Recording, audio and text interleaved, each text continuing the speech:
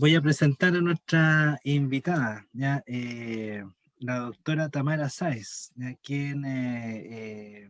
quien primero que todo les damos las gracias por haber aceptado nuestra invitación a participar en este ciclo de charlas que nosotros lo hacemos en el marco de los cursos de investigación de la beca para la especialidad de obstetricia y ginecología, ya que se realiza en la Universidad de Concepción.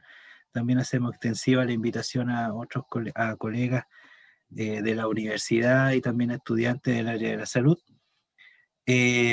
Bueno, la doctora Tamara Sáez, de formación es tecnólogo médico de la Universidad de Valparaíso, también tiene un magíster en ciencias biomédicas de la Universidad de Valparaíso, es doctora en ciencias biológicas de la Pontificia Universidad Católica de Chile y también de la Universidad de Groningen en Países Bajos, ¿ya?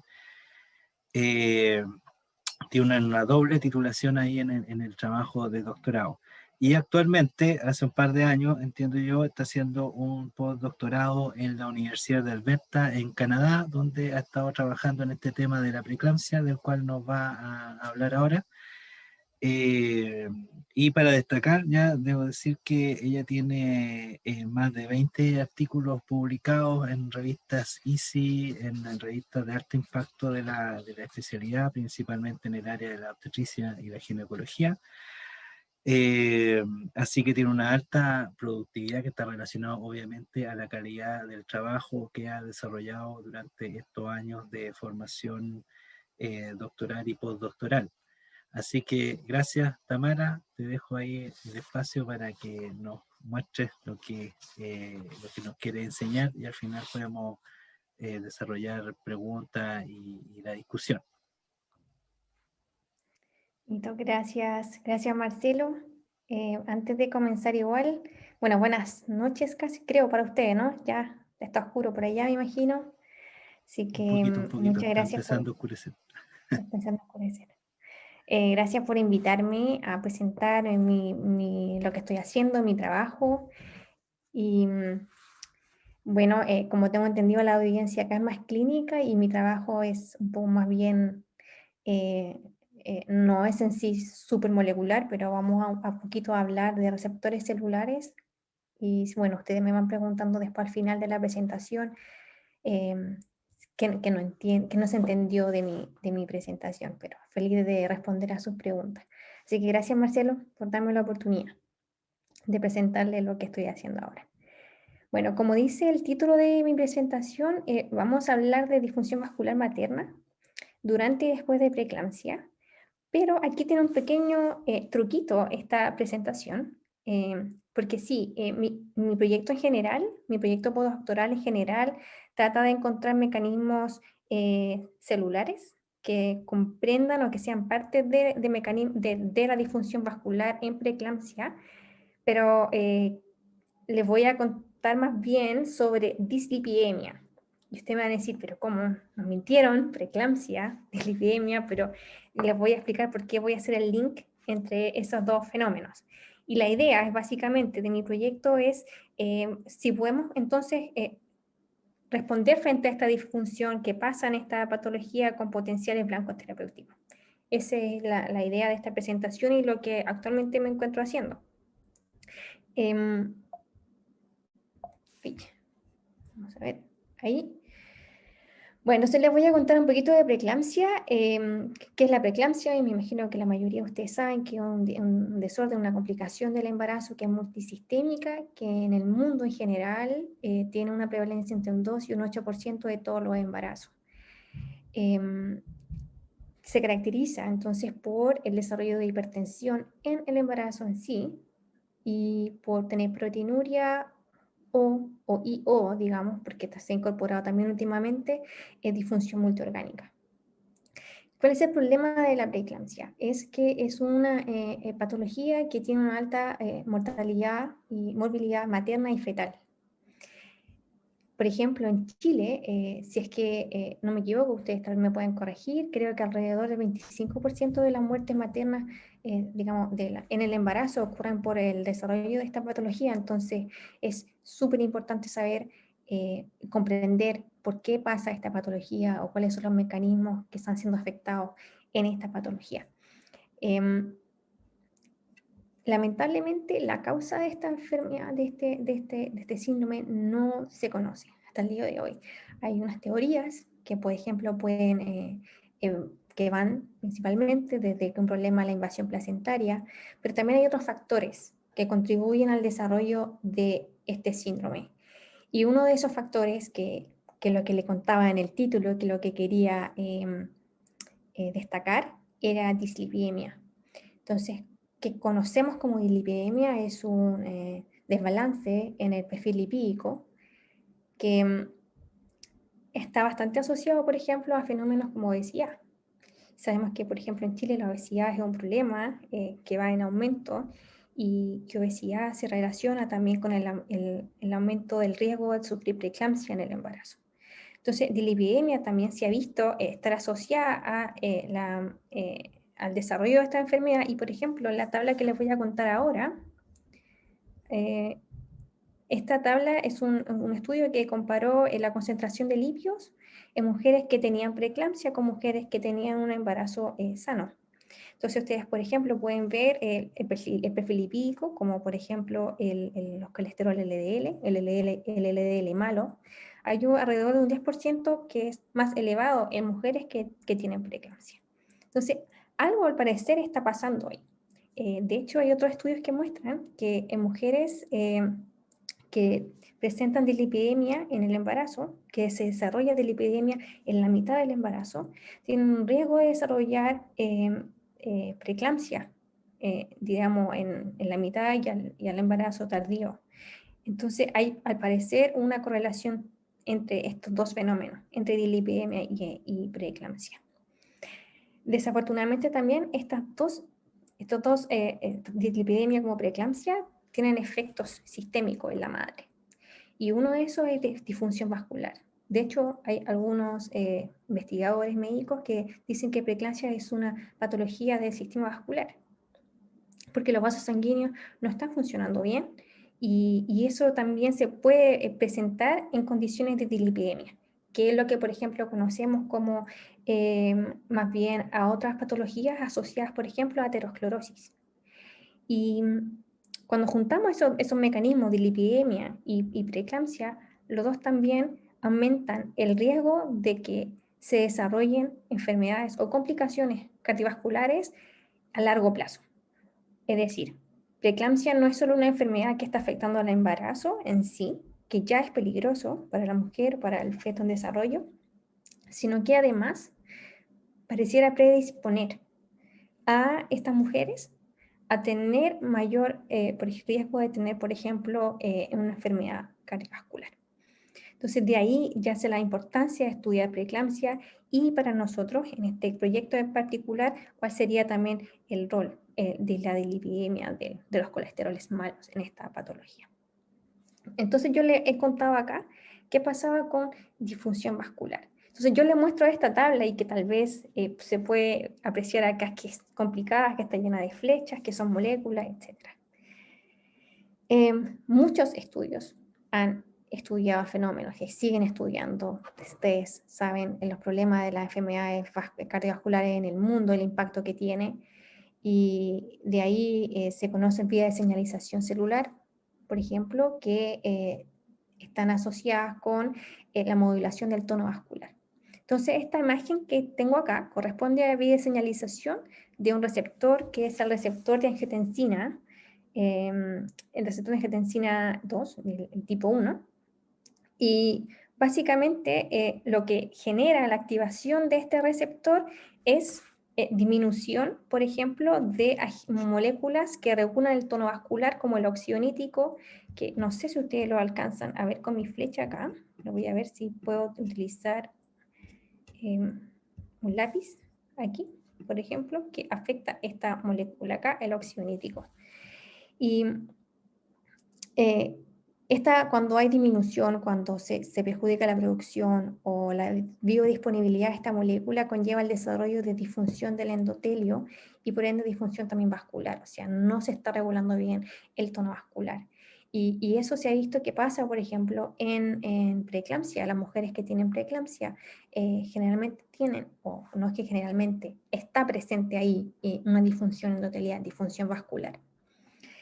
Y, y estos mecanismos que se muestran en esta imagen son compartidos por otros receptores también, o sea, no es específico a un receptor celular, sino que también puede ser desencadenada por otro receptor, que por ejemplo acá yo les muestro que es un receptor que llamaremos LOX1 y que ya les voy a explicar de qué se trata, que de hecho genera bioseñalización súper parecida al receptor de angiotensina, el AT1, que es este que les comentaba acá.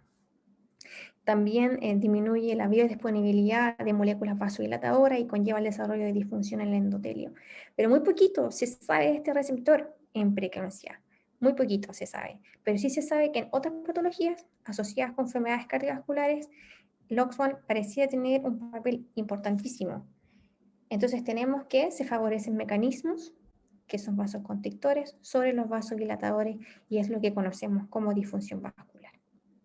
¿Qué es lo que sabemos entonces de este LOX1? ¿Y por qué dislipidemia es para mí importante? Yo les comentaba que dislipidemia, el perfil lipídico está alterado, por ejemplo, en mujeres con preeclampsia. Entonces tenemos un aumento del colesterol total, un aumento del colesterol malo, del LDL, que cuando hay un ambiente de estrés oxidativo, como es el caso de patologías del embarazo, como preeclampsia, por ejemplo, las moléculas del LDL son susceptibles a oxidación.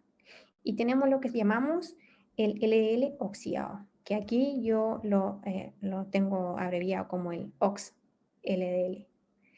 Y este tipo de colesterol tiene su propio receptor en la vasculatura. Y en otros tipos celulares también, pero para fines de esta presentación solamente me voy a enfocar en la vasculatura, que es el receptor del LDL oxidado, que es el LOX1. Y ahí está el nombre en largo. Y les comentaba que desarrolla esa bioseñalización que les mostraba en la vía anterior, pero ¿qué es lo que sabemos de este receptor en preeclampsia? Muy poquito, sabemos muy poquito. Hay solo un par de estudios que muestran que en preeclampsia al parecer hay una mayor expresión, o sea, está más presente en mujeres, en la vasculatura de mujeres con preeclampsia versus a las de embarazo sano. Y, y nosotros nos preguntamos, bueno, ¿por qué estará pasando esto? ¿Qué estará haciendo LOX1 si LOX1 está asociado a otros fenómenos en enfermedades cardiovasculares? De la participación de desarrollo de enfermedades cardiovasculares. ¿Será que también juega un papel principal en preeclampsia? Eso nos preguntamos. Entonces aquí tengo un esquema, por ejemplo, imagínense que acá tenemos la membrana celular, usted por ejemplo puede ser un endotelio, y tenemos el receptor, el LOX1, ¿cierto? Que se une a su ligando. A todo esto, LOX1 es un receptor que puede ser activado por diferentes, por ejemplo, por TNF-alfa, otras citoquinas proinflamatorias, por muchas otras cosas, pero se conoce y más bien uno de sus principales ligandos es el LDL oxidado. Entonces, una vez que se activa este receptor por su ligando, activa esta vía señalización que les mostraba en la segunda diapositiva, que generan estrés oxidativo y disfunción vascular. Y dijimos, bueno, entonces tenemos dislipidemia asociada a preeclampsia. Hemos encontrado, aunque sea muy poquito estudios, parece que el LOX1 participa o podría participar de esta disfunción vascular.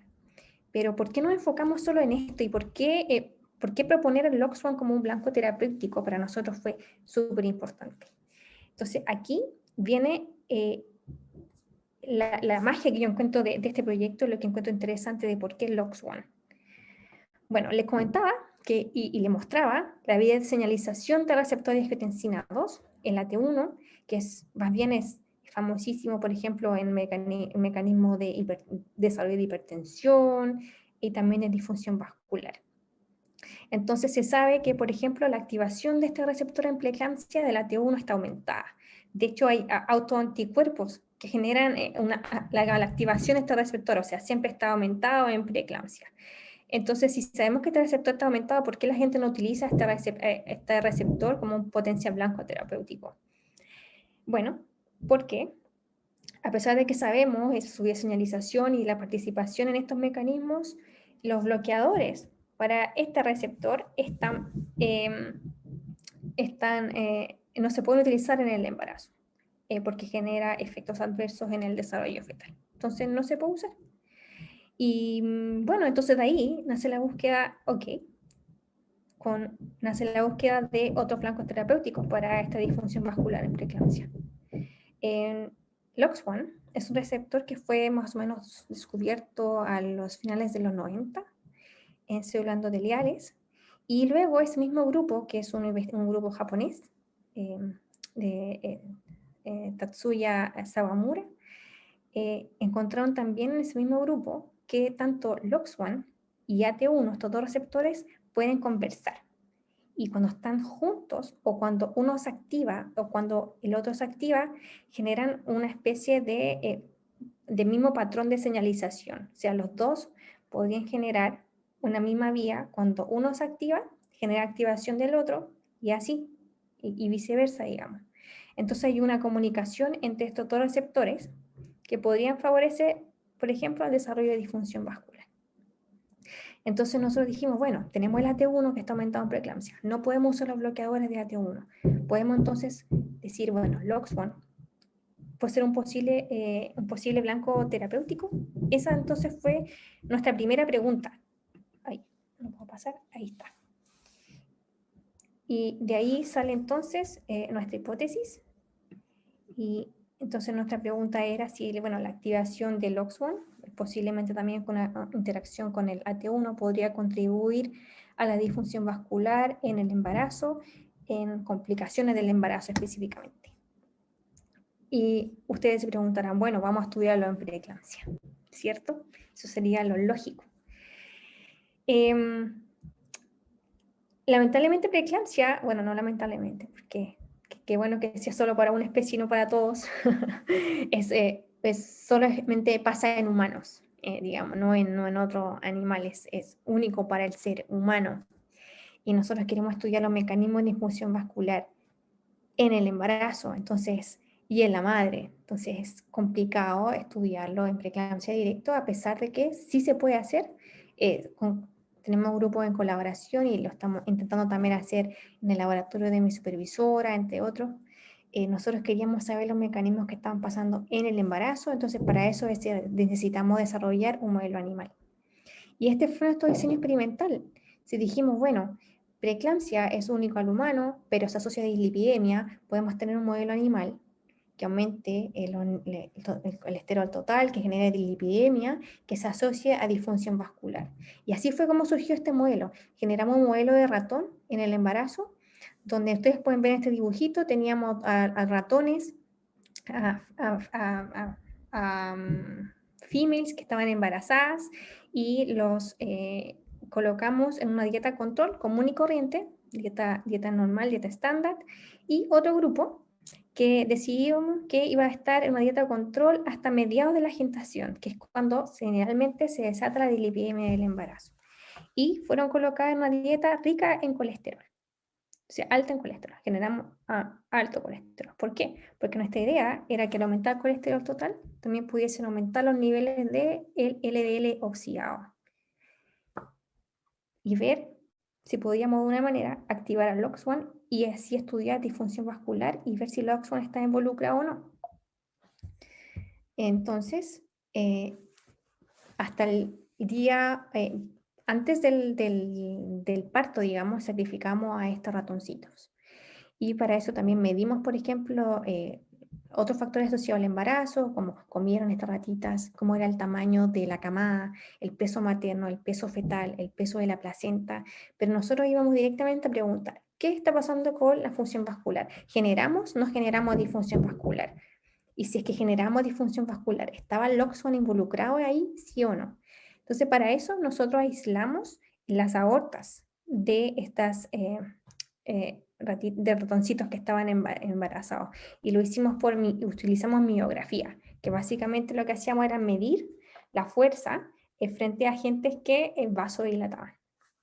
Entonces, bueno, utilizamos esta aorta y exponíamos a estos vasos por ejemplo, el ligando del LOX1. Si le colocábamos el LDL oxidado, contraía más. se vasodilataba más. ¿Qué pasaba cuando activábamos al LOX1 directamente en este vaso sanguíneo?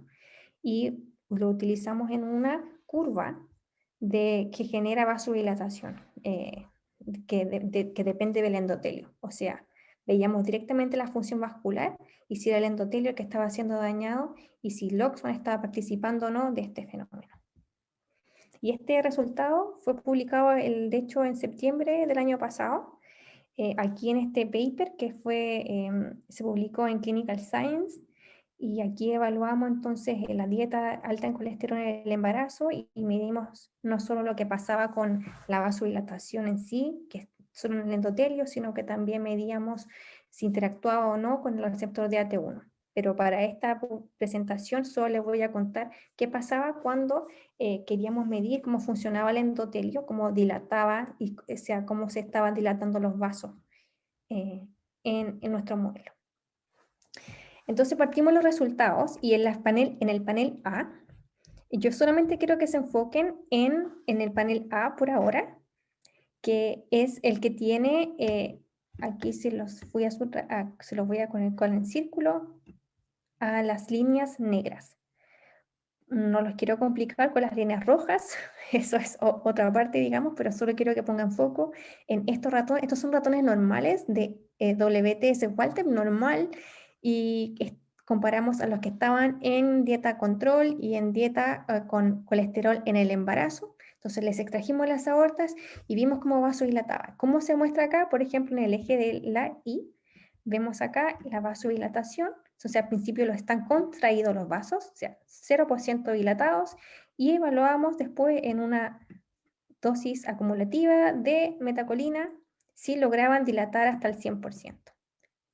Entonces eso es lo que muestra este primer gráfico y luego lo resumimos en el panel 2, aquí, y quiero que vean esta caja roja que muestra la diferencia entre el grupo que tenía dieta control y el grupo que estuvo con dieta en colesterol, y está mostrando la dilatación máxima frente a este agente vasodilatador. Y como pueden ver, las aortas que vienen de ratones que fueron con dieta en colesterol dilataban menos. Entonces eso ya para nosotros fue sí. Con el modelo que teníamos generamos disfunción vascular. Generamos disfunción vascular porque responden menos a este agente vasodilatador. Bueno, entonces después quisimos ver si LOX1 participaba o no de este problema en la función vascular. Y ahora nos vamos al panel C. Y esto solamente lo evaluamos en los ratones que estaban con dieta normal. Para evaluar si le colocábamos el ligando de LOX1, que es el LDL oxidado, y generábamos activación de LOX1, si veíamos entonces un patrón similar, si se generaban problemas en la vasodilatación. Entonces las líneas negritas son controles, digamos, pero uno de ellos tenía el LDL oxidado, mientras que el otro no.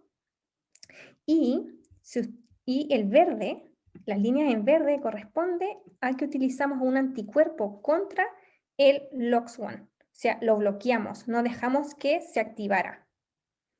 Y luego nos vamos entonces a ver este gráfico acá, que es el 2, y vemos, ok, en las aortas que fueron expuestas al LDL oxidado, se redujo no la dilatación máxima, pero sí la sensibilidad a la metacolina, al vasodilatador. Entonces, al activar el LOX1, nosotros pensamos, posiblemente era LOX1, con el LDL oxidado, sí había un problema en la vasculatura, si había disfunción vascular. ¿Y cómo nos aseguramos entonces de que podía ser el LOX1? Y una de las maneras es que cuando bloqueamos el LOX1 con el anticuerpo, y además le colocábamos el Oxidase LDL, no había diferencia, no pasaba nada, o sea, ya no había disfunción vascular, no se perdía la sensibilidad a metacolina. Entonces para nosotros este hallazgo fue súper importante, fue saber que nuestro modelo, primero, funcionaba en el sentido de que sí generó disfunción vascular, y segundo, de que LOX1 sí, al parecer, está participando de esta disfunción vascular. Entonces, ese fue nuestro primer hallazgo importante y ustedes lo pueden encontrar en el paper que les comentaba. Y por último, quisiéramos medir, bueno, las vías de señalización que participan de eso es que disminuye el óxido nítrico, que es uno de los principales agentes vasodilatadores de la aorta. Entonces, queríamos saber, bueno, ¿por qué? Si el OXO está participando, ¿cómo entonces podría modular esta disfunción? Y una de las maneras indirectas que hicimos fue medir tratar de medir una de las moléculas que participan en el estrés oxidativo, que disminuyen la acción del óxido nítrico. Entonces los medimos en las aortas que eran de ratones normales con dieta normal y las aortas de ratones que estaban con dieta en colesterol. Y sí, observamos que había un mayor aumento de al menos los niveles de superóxido. Entonces para nosotros fue más o menos el resumen. La dislipidemia que generamos en nuestro modelo generaba disfunción vascular, posiblemente vía LOX1, y que este LOX1 al ser activado generaba estrés oxidativo y finalmente teníamos disfunción vascular. Bueno, aquí les cuento también que otra cosa que pueden encontrar en el paper es que nosotros encontramos que también disminuía el tamaño del peso fetal, que se asocia con restricción intrauterina, asociada, por ejemplo, a casos como preeclampsia. Encontramos también que la dieta que utilizamos aumentó los niveles de colesterol y del LDL oxidado. Así que para mayor información de los resultados sobre el embarazo, se pueden ir a ese paper o me pueden preguntar después al final. Pero entonces para nosotros eso fue súper importante y nuestro mensaje fue, bueno, las dislipidemia que ocurre en el embarazo y que puede además encontrarse en preeclampsia, puede contribuir al desarrollo de disfunción vascular en esta complicación del embarazo, potencialmente vía una activación del LOX1. O sea, para nosotros fue, sí, qué interesante esto saber que el LOX1 sí puede estar involucrado en el fenómeno de disfunción vascular, de dislipidemia y potencialmente en preeclampsia. Ese fue nuestro primer mensaje. Y ahora les voy a contar un poquito sobre el trabajo que tengo, que lo empezamos el año pasado y bueno, como saben, por la pandemia se ha demorado un poquito, a modo de excusa. Así que es un trabajo preliminar que no ha sido publicado, que estamos recién trabajando en esto. Pero mi siguiente pregunta fue, bueno, ¿qué pasa entonces después del embarazo? ¿Qué pasa? ¿Qué pasa? ¿Por qué quiero evaluar esto? ¿Qué pasa después del embarazo? Entonces, yo ya les contaba lo que era preeclampsia, ustedes ya escucharon al principio por qué para mí preeclampsia era importante, cuáles son los efectos de estudiar, por qué irse a disfunción vascular. Y una de las cosas que les dije era que dislipidemia, como preeclampsia, generan aumento del riesgo de desarrollar enfermedades cardiovasculares. Y por ejemplo, en este gráfico que está aquí, que sí tiene muchas letras, pero solamente quiero que se enfoquen en estos diamantes que están acá, ¿cierto? Que son el total. Este gráfico aumenta el riesgo de tener falla cardíaca en mujeres que tuvieron preeclampsia.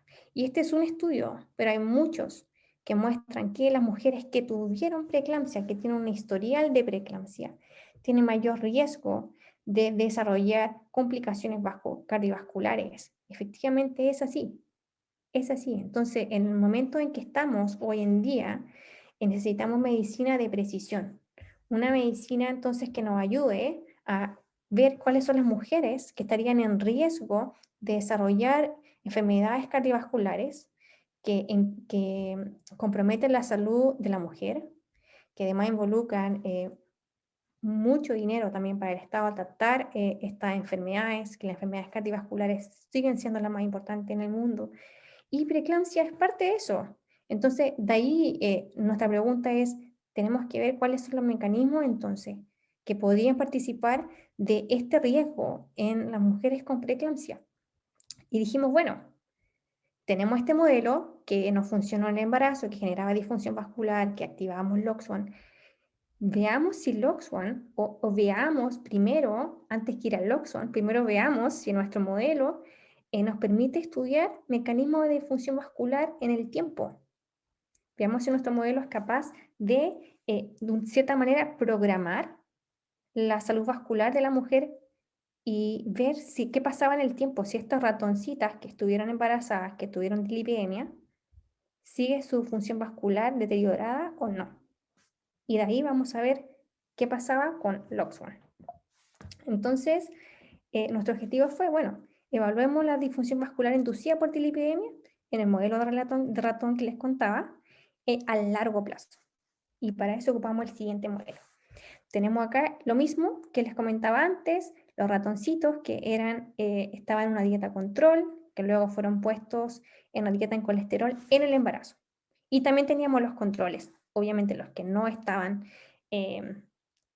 digamos, con dieta en colesterol, sino que estaban con dieta normal. Y esta vez los dejábamos, ¿cierto?, que tuvieran a sus crías.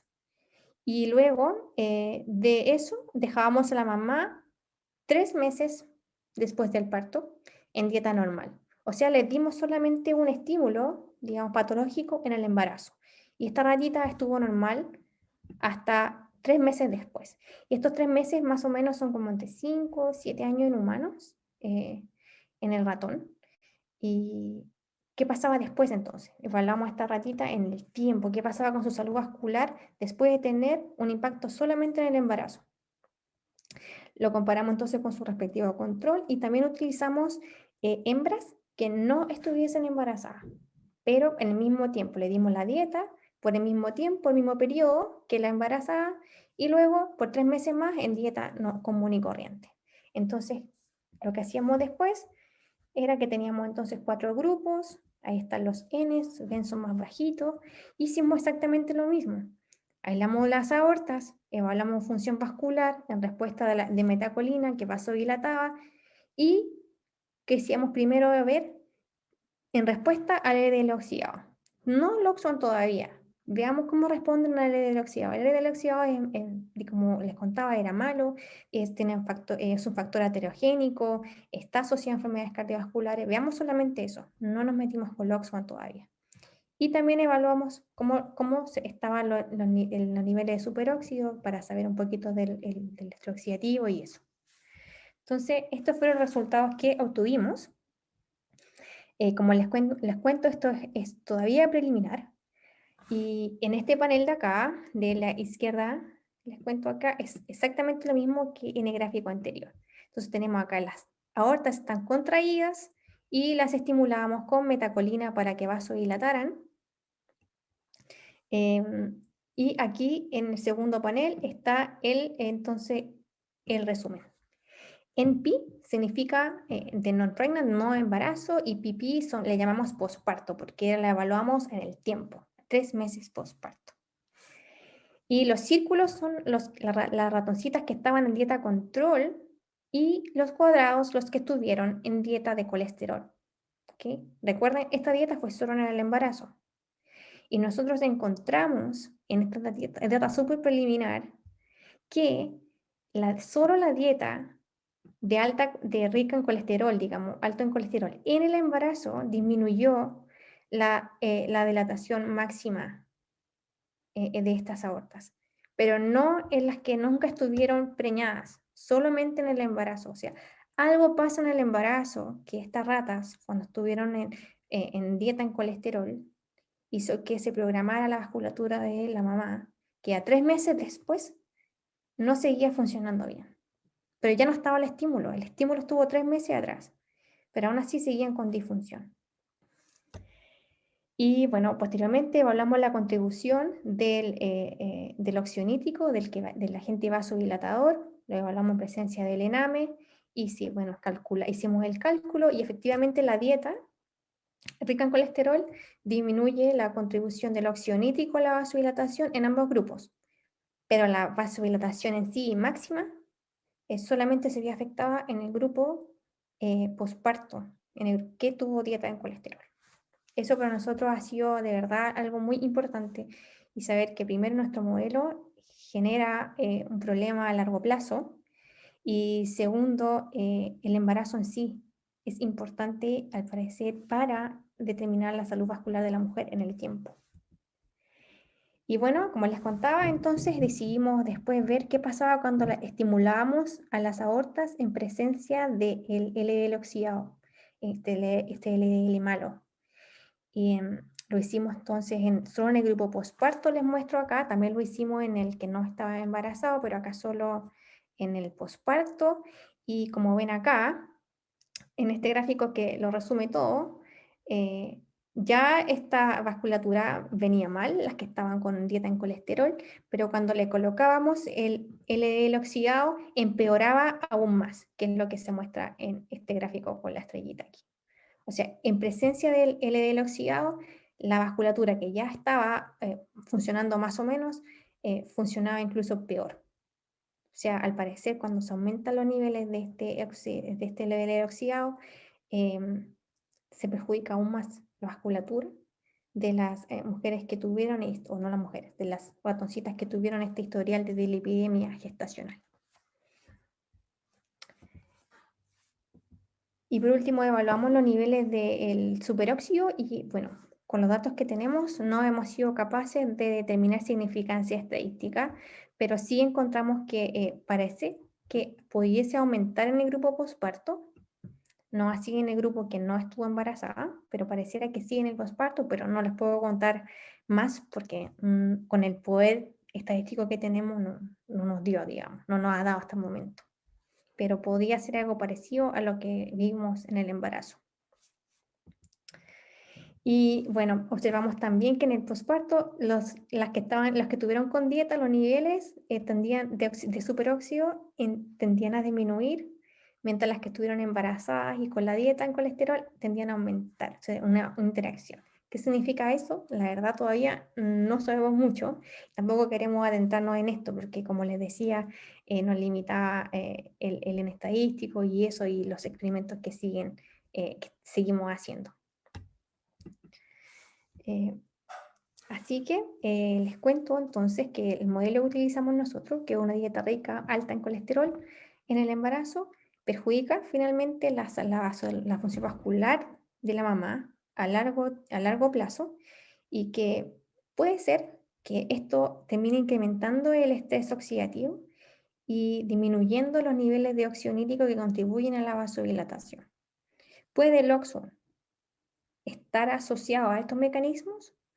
Todavía no lo sabemos, pero debido a que los vasos que fueron expuestos al LDL oxidado respondían incluso peor, perjudicando aún más la disfunción vascular, creemos que sí, que puede ser, pero es algo que seguimos discutiendo, que seguimos estudiando y seguimos trabajando para aumentar más, digamos, animales, etcétera.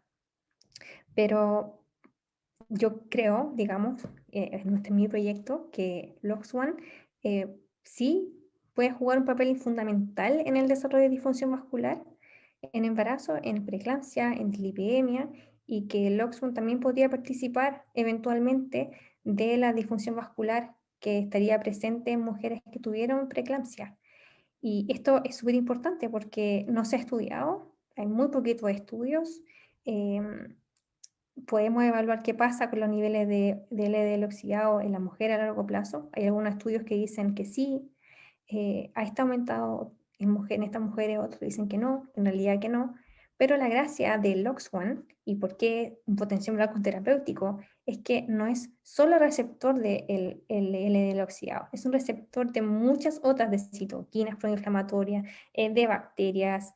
Entonces, es un receptor que puede ser activado por múltiples vías que generan inflamación, que generan estrés oxidativo y, y que, bueno, nosotros consideramos que podría ser una parte importante de la patología de disfunción vascular, en patologías, digamos, asociadas al embarazo y sobre todo a cuidar la salud de la mujer y estar atenta que la preeclampsia no solo afecta en el embarazo en sí. Sí, sí es verdad que los principales, la mortalidad, el principal efecto de la preeclampsia es en el embarazo, pero también determina en cierto punto la salud vascular de la mujer en el tiempo. O sea, para que nosotros veamos que esas mujeres hay que colocarle un ojo y ver cómo de qué manera podemos prevenir el desarrollo de enfermedades cardiovasculares en esta población objetivo. Así que bueno, eso les quería contar el día de hoy. Em, eh, como LOX1 podía tener un papel en esta disfunción vascular, en enfermedades del embarazo, sobre todo en dilipidemia, en preeclampsia, y cómo esta disfunción vascular efectivamente sí puede persistir, a pesar de que ya pasó preeclampsia, pasó el embarazo, esta disfunción puede persistir en el tiempo. Así que para terminar, quisiera primero contarles que yo soy postdoc en el laboratorio de la doctora Sandra Davich, que es la profesora que está aquí. Ella es mi supervisora, que el trabajo que les comentaba de posparto, principalmente me ayudó Avi, que fue mi estudiante de pregrado, y bueno, este es todo el grupo de investigación de la doctora Sandy Davich. Somos casi todas mujeres. Ahora tenemos a dos compañeros también. Bueno, él es Roberto, que también es chileno, que fue tesista de Marcelo. También es postdoc ahora ya. Y bueno, y también a las agencias que nos ayudan con financiamiento y a mis becas postdoctorales. Así que muchas gracias y cualquier pregunta me la pueden realizar. Gracias, Tamara, por la presentación y por el enfoque y las ganas también, creo yo, de hacerlo bien didáctico, porque obviamente entiendo yo que hay mucha más información quizás de la parte celular, molecular, pero la idea, como tú lo mostraste, ¿cierto? Dejar bien claro cuál es el mensaje y el potencial rol de LOX1 en esta patología que sigue siendo o que sigue planteando, ¿cierto?, múltiples incógnitas en cuanto a su causa, su desarrollo, como mostraste bien tú, lo que puede ocurrir posteriormente en las personas, en las mujeres que desarrollan la enfermedad, aunque evolucionen bien de la preeclampsia, pueden tener algunas consecuencias. Yo no sé si alguien tiene alguna pregunta, como dije, lo pueden hacer a través del chat, pueden abrir su micrófono y preguntar simplemente, ¿ya? No sé si alguien se quiere preguntar, si no, yo tengo aquí alguna duda anotada. Está la Ámbar por ahí, no sé si quiere preguntar algo. Sí, sí, sí, yo nomás. quería hacer una consulta. Tamara, primero te quería felicitar, muy buen trabajo, me encantó tu presentación. Gracias. Me estaba preguntando con el modelo de LOX que creaste, tú viste que hay dislipidemia, ¿verdad? ¿Tú has tenido la oportunidad o estás planeando evaluar la presión arterial en estos animales? Porque dislipidemia está asociada con aumento de hipertensión, pues la ven como junticos. Entonces, sería interesante porque pues, se parecen incluso más a un modelo de preeclampsia. Sí, Ámbar, tu pregunta es súper importante. La verdad es que nosotros en el embarazo la medimos. No la incluimos como parte del estudio porque lo medimos por el sistema de la cola, del sistema del codo. Y en ese sistema el problema es que no podíamos entrenar a los ratoncitos. Entonces, los resultados, si nosotros observamos que aumentaba la presión, pero al no estar entrenados los ratones, no sabíamos si era por el estrés o si efectivamente era por el modelo. Entonces, los ratones son súper difíciles de entrenar, mucho más difíciles que las ratas. Entonces, decidimos dejar afuera la presión por ahora porque con el sistema que teníamos no podemos medirlo bien. Y otro sería por telemetría. Claro. Y, la verdad, nos sale caro a nosotros. No, es súper caro, sí. Gracias. Eso. Yo tenía una duda, que tú mostraste unos resultados al principio donde usaron el anticuerpo LOX1 para bloquear el LOX, ¿cierto? Y me di cuenta que ahí en esos resultados de vasodilatación parece ser que la sola presencia del anticuerpo anti-LOX disminuye la vasodilatación. Se pierde la respuesta a LDL oxidada, ¿cierto? Que era lo esperable, pero también disminuye por sí solo la vasodilatación por el anticuerpo. Entonces no sé si A ver, Eh, ¿puedo volver? ¿Ah? Nosotros no encontramos poder estadístico ahí al menos. Vamos a ver. En este, ¿no? Aquí. No, pero había uno. Ah, ese en el de abajo, sí. Sí, sí, sí, sí. Ah, claro, no hay diferencia estadística. No, Yo pensé que podía haber alguna diferencia ahí en esa baja del no, control logs, ¿no? De la primera no, barrita verde. no lo vimos en el embarazo y la verdad es que aquí solamente hice énfasis en el wild type. También Mm, teníamos el de al lado, que es el LOX1 que el transgénico, que era el que ya. sobreexpresaba el LOX1. Eh, para sorpresa de nosotros, el ratón transgénico no presentó ningún cambio, de nada. Entonces no sabíamos qué cambio hay en ese ratón. Eh, qué pasaba con ese animal el que sobreexpresaba, pero sí ahora en el estudio de posparto estamos utilizando el LOX1 Knockout. Y por los experimentos que tengo hasta ahora, no hay diferencias en los ratones controles, digamos, en los En LOX1 el Knockout y el Wild Type control Control con Diet. knockout. Ujú. Ya. O sea, claro, sería relevante el logs one en el contexto básicamente de la dilipidemia. ¿Ya? O sea, realmente no había, sino aunque esté más o menos, no genera mayor alteración. Ujú. Exacto. ¿Ya? Y lo otro, una duda así bien general, yo quiero destacar, eh, alguien, ahí está, mira, hay una pregunta de Enrique Guzmán, creo que andaba por ahí pidiendo entrar. Tamara, Marcelo. Está Claudio también. Hola, hola, hola Tamara. Doctor Claudio Guayo. Dale nomás. Ay, Muy lo he interesante leído, tu lo he leído. trabajo.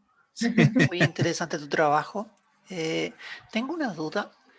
Tú sabes que los ratones son súper resistentes a hacer hipercolesterolemia. O sea, tú los puedes alimentar con colesterol y finalmente hacen un pic de colesterol que dura como 2 meses y después de 3 meses prácticamente normalizan los niveles de colesterol. Y de hecho, para hacer un ratón aterogénico hay que meterle un montón de otras cosas. Entonces yo no sé si en este caso, en este modelo en particular, han medido, por ejemplo, el nivel plasmático de colesterol, eh, eso, porque hay trabajos en donde, por ejemplo, han sobreexpresado el LOX1 en hígado, pensando en utilizarlo como un secuestrador de lípidos. Y la verdad que no han tenido muchos resultados ni mucho efecto. Entonces yo no sé si ustedes han hecho o han medido algo así en este modelo que resulta ser súper interesante para estudiar heterogénesis. ¿Ya? Sí, la pregunta Gracias. es buenísima, porque toda la razón. La verdad es que nosotros con este proyecto nos arriesgamos bastante y no es un proyecto que se me ocurrió, o sea, no es una dieta que se me ocurrió a mí, sino que es un proyecto de otro grupo que está que es de Maylin Cipolla, en un grupo que trabaja en Estados Unidos, que ellos utilizaron esta dieta en rata, en el embarazo. Esta dieta no es una dieta común y corriente. De hecho, no es una dieta que se puede usar por mucho tiempo, porque es una dieta que tiene colatos, o sea, cholic acid. Y entonces lo que hacemos ahí es que el blanco es directamente, digamos, el hígado, y, y básicamente esta dieta se utiliza solamente para estudiar fenómenos asociados en el hígado o el metabolismo del colesterol. Ya. No es una dieta heterogénica en sí. Y lo que sí nosotros vimos, que no, si bien no evaluamos qué pasaba en el hígado en sí, no vimos ningún cambio, digamos, de color, no había ningún comportamiento malo, digamos, en la madre, no había problema del peso materno, en el uptake de agua, ni nada. Eh, pero sí evaluamos los niveles de colesterol y esta dieta en el embarazo era solo por 4 días, Ok, súper en un cortito. periodo súper corto, claro. Súper corto, entonces súper agudo, entonces por eso que no vimos nada y le dejo en claro de que no es una dieta heterogénica que utilizamos nosotros, y tampoco la utilizamos con ese sentido, simplemente para generar aumento del colesterol total y potencialmente del LDL oxidado, y los dos aumentaron en el wild Ya. type, pero no en el que sobreexpresaba LOX1, Ok. solo en Vale, el... gracias. Gracias. Sí, aquí me dejaron una pregunta que dice Enrique, entiendo, no sé si Enrique Guzmán, Supongo que sí. Ya, pero dice qué condiciones son conocidas que aumentan LDL oxidada durante el embarazo.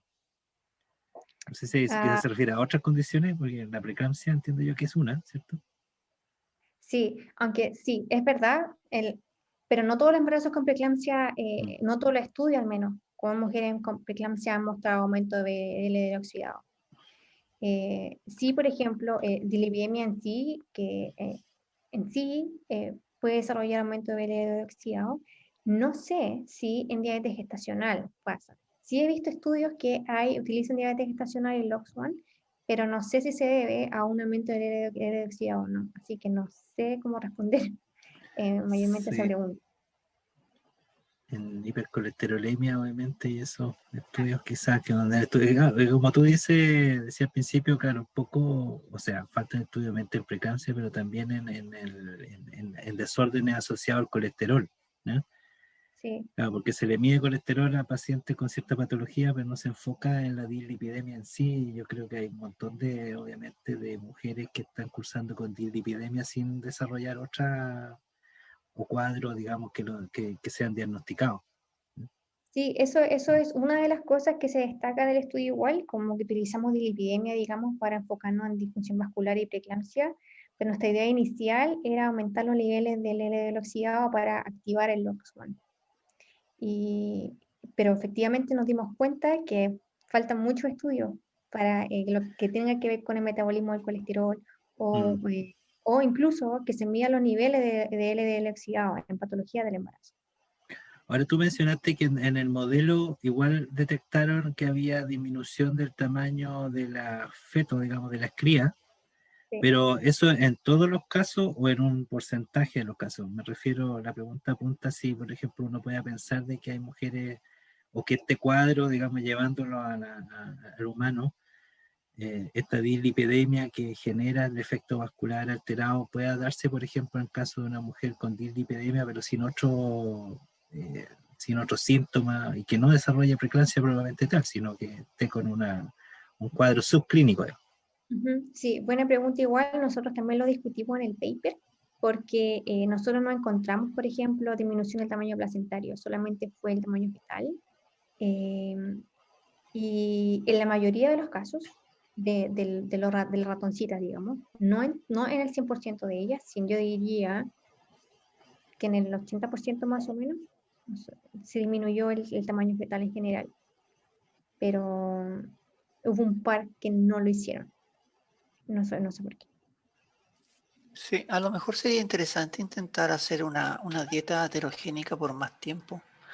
No sé, pensando en que eso, porque una mujer embarazada finalmente no cursa por estos ciclos solamente de hipercolesterolemia, tiene una hipercolesterolemia que a lo mejor puede durar hasta meses, y eso a lo mejor podría impactar de mejor forma en la descendencia. No sé si lo han pensado hacer así. Y así, por ejemplo, nosotros cuando quisimos hacerlo con ratones, lo que les dimos una mezcla de colesterol y ácido cólico.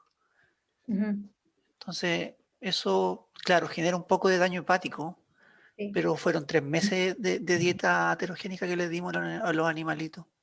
sí, Y ahí logramos niveles de colesterol a los 3 meses de 180, casi 200 sí. miligramos por decilitro.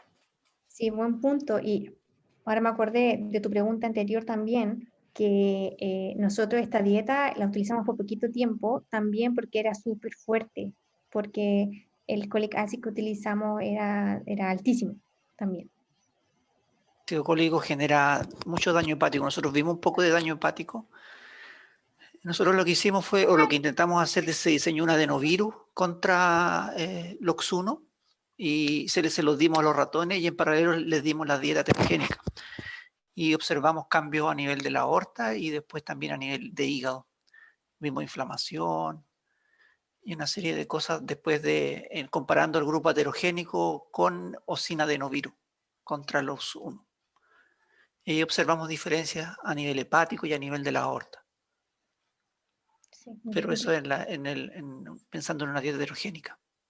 Sí, no, sí, buen punto el que mencionas, y sí lo hemos pensado, pero sí también son estudios a largo plazo, entonces nosotros por ahora estamos enfocándonos en este modelo cortito, digamos que toma alrededor de 4 o 5 meses en total, porque en que queden preñados los ratoncitos y que después el embarazo y los 3 meses después. Y por ahora estamos trabajando en esto, pero sí algo que estoy pensando a largo plazo también.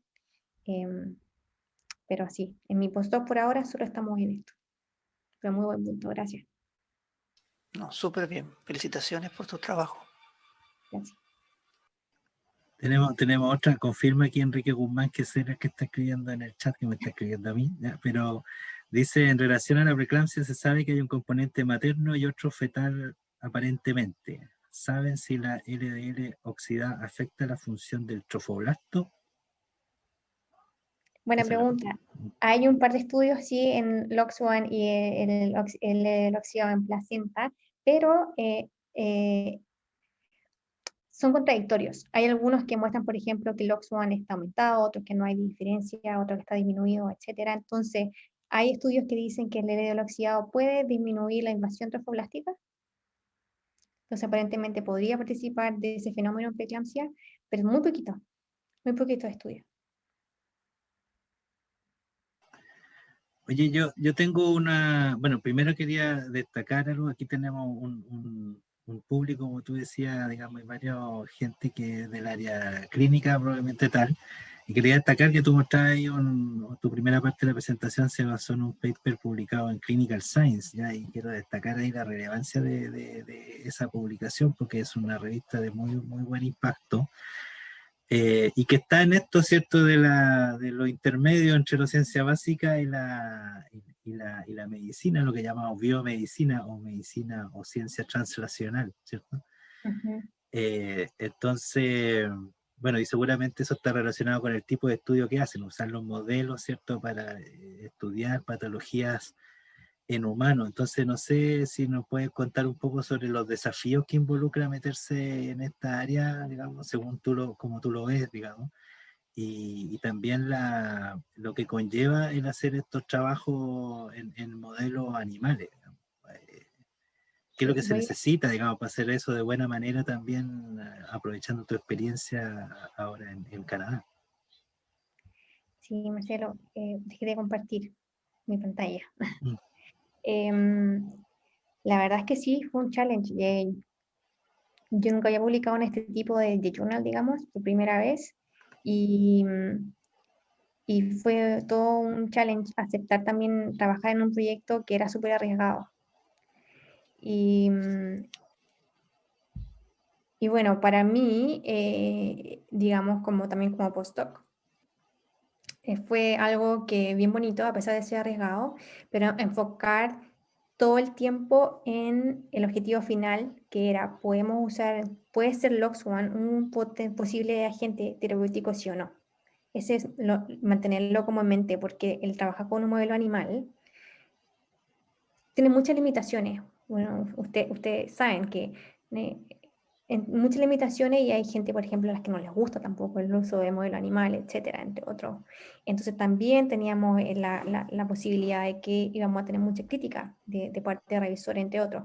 Entonces nosotros lo que hicimos, o la manera en que decidimos realizar este proyecto, que fue larguísimo, que fue más o menos 2 años y medio de, digamos, de estudio, con muchos retos, no sabíamos cuándo utilizar la dieta. La dieta la utilicé del grupo basado en Estados Unidos, pero ellos utilizaban rata, la ocupaban desde el día 6 del embarazo. Nosotros probamos desde el mismo día, cambiamos dieta, un challenge enorme para utilizar el modelo hasta que se logró establecer y quedó como quedó, digamos. Pero siempre mantener en la mente que nuestra idea era poder determinar cuál puede ser un potencial blanco terapéutico para la disfunción vascular en esta enfermedad. Que es difícil porque hay muchas aristas, muchas limitaciones y mucho tiempo de mucho trabajo, challenges también que son técnicos. No sé si va por ahí tu pregunta. Sí, claro, ¿no? En relación a los desafíos que plantea el hacer este tipo de investigación, digamos, y resaltar lo necesario que es que se haga, ya efectivamente, para lograr esta vinculación entre la investigación de base o más básica y lo que se pueda llegar a hacer a nivel clínico, ¿ya? Porque efectivamente a través de estos trabajos, ¿cierto? Donde obviamente con los animales se pueden hacer más intervenciones, respetando todos los estándares éticos y bioéticos, digamos, pero se puede llegar a pensar en el tratamiento para humanos, ¿ya? Eh, y, y no sé si, bueno, yo voy a hacer la última pregunta porque al parecer no hay más, digamos, consultas, pero y relacionado con eso, digamos, ¿cómo ves tú la perspectiva de esto de poder llegar a un potencial tratamiento? ¿Ya? ¿Qué es lo que se necesita básicamente hacer o qué otros estudios necesitan llegar a desarrollarse para pensar en un tratamiento basado en estos estudios, ya sea para la preeclampsia o para la disfunción relacionada con la dislipidemia, ¿ya? Específicamente? Sí, es una buena pregunta porque igual es todo un modelo animal, básicamente, ¿no? Entonces la idea es que nosotros aquí podemos, no quiero utilizar la palabra jugar por jugar, ¿no? Pero más o menos podemos realizar las intervenciones que deseamos, no así en personas, digamos.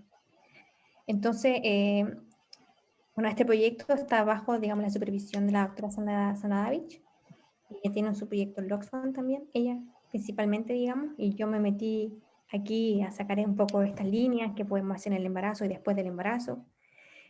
Pero la idea es probar entonces qué está pasando en muestras de mujeres que tuvieron preeclampsia, por ejemplo.